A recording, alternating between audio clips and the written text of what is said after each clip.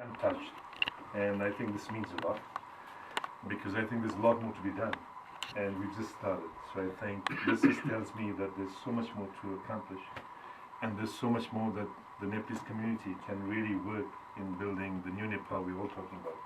So thank you very much for this, Balaji. My mission to States was very simple, was to sell Nepal to Americans to invest in Nepal. And probably I think we've succeeded quite a bit. We find a lot of friends in America who are willing to invest in Nepal, who love Nepal, see Nepal in a very different perspective.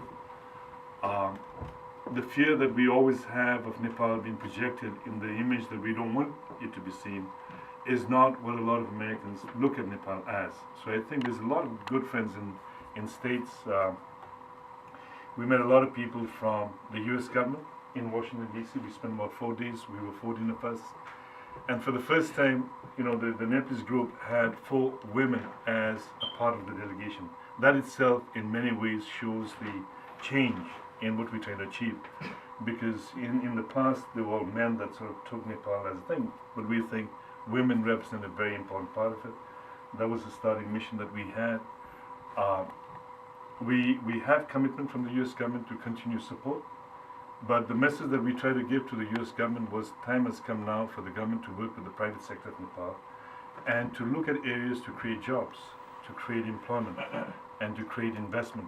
Because governments have been working with Nepal in government to government, in helping Nepal in education and in health. We were very fortunate, Paradi, thank you so much. The NRN America chapter has been kind to us. We met the people in Washington, D.C., we met the group in Baltimore, we met the group in New York, and today we're meeting. And it almost feels like we're back home. And what really impressed me the most is the love for your country that you have, in spite of the fact you're so far away. And the feeling of wanting to do so much for Nepal. And I think every person that I spoke throughout my trip here wants to do something back home. And I just feel that is overwhelming, and I think it's something that I'm going to take back and to make sure that we at least in some manner can meet up to your expectation of what Nepal needs to be. We are going through a very tough time. The changes are tough. It's not going to be easy. NRN's discussion on dual citizenship is something that I'll go back and I'll take this up with the Prime Minister of Nepal. We will put this case very strongly to him. We'll also express the interest and what you want to do for the Nepali people when you go back. So I think I've just spoken to Dr. Saab, you just mentioned. I've spoken just now to wonderful work that you're doing in Assam. I'm sure you're doing a lot more in Nepal. So everybody's doing something for that. But I think you do have a problem. You have a problem in terms of linking your ideas in putting them into reality. And I offer FNCCI as a bridge to your wanting to do to make it a reality in Nepal. So probably that sort of a bridge is going to be very important. There was something that I learned in Washington, D.C. The Nepali people in America, you're the living bridge for Nepal. You're the ones that we need to work through. Embassy is all very good, but probably what will impress people is your good words about Nepal to say that Nepal is ready for investment. I believe, in spite of all the problems that we have a great future. We've got a wonderful country that's coming up, and probably your support would be something that we look forward to. And I really want to thank you for this. No, thank you. Thank you so much. Alan, you want to say a few words for Lucky by chance, and I'm very proud and very glad to be here. And basically, I work something different than Suraj does in Nepal. I'm the advisor of President Carter for last 6 years, and right now I'm the focal point. And since Nepal is really going towards the peace, then our work is being minimized. And now our work, I think we're working together in Nepal, and we are putting together everything, what are the agreements done in the past, and what were those agreements for, and what were implemented and what are not. So these are the things we have been doing, and in the future, our work is to really, right now we are observing constitution writing, and in the future also, so our work will be monitoring what Nepal will be really progressing towards the peace.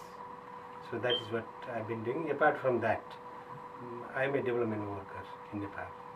So I've been doing that development work for since I graduated from the university. I'm an agriculture graduate and did some of the management course from the Harvard also. So yeah, I have a plan, and also I have a proposal for Nepali communities, which I'm gonna really put forward.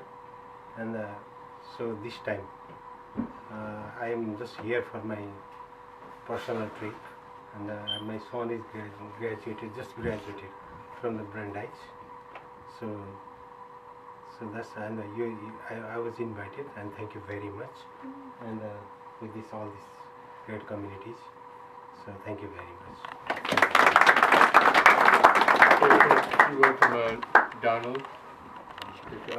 Honorable. Is part of the cake. You're a piece of the cake. And we need your help, but first we need your friendship. Everything comes with friendship. After that, doing business will be great and having great relations. But we also need people from Nepal in our government so that you will have a voice. But till that time, let me be a voice. Let me be up there. Would you have any problems? Let me speak for you. But let's cultivate some Nepalians to come up and be part of government. And that's the only way we're going to get things done, by working together. It's just like a hand. We have so many fingers. We need them all to work together to accomplish things. And again, thank you for having me here.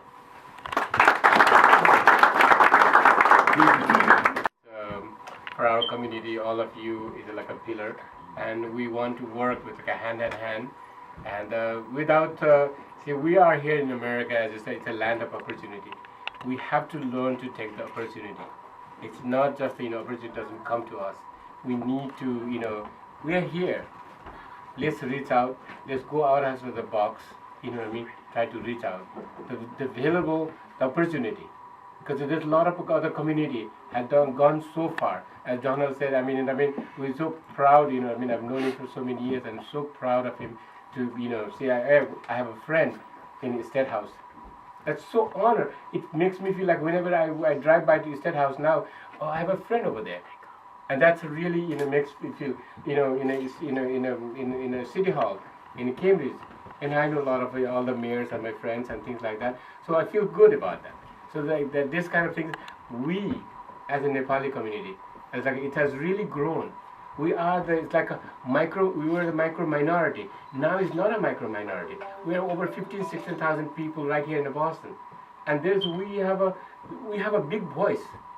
We want to, just like Donald said, we need to really move forward, reach out to the people, American people, and to do something. And get involved in American politics, the local politics. Let's do something.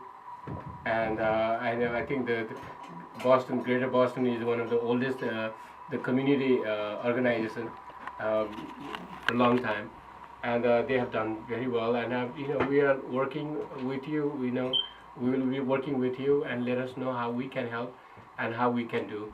And that's we really great, all of you. Thank you.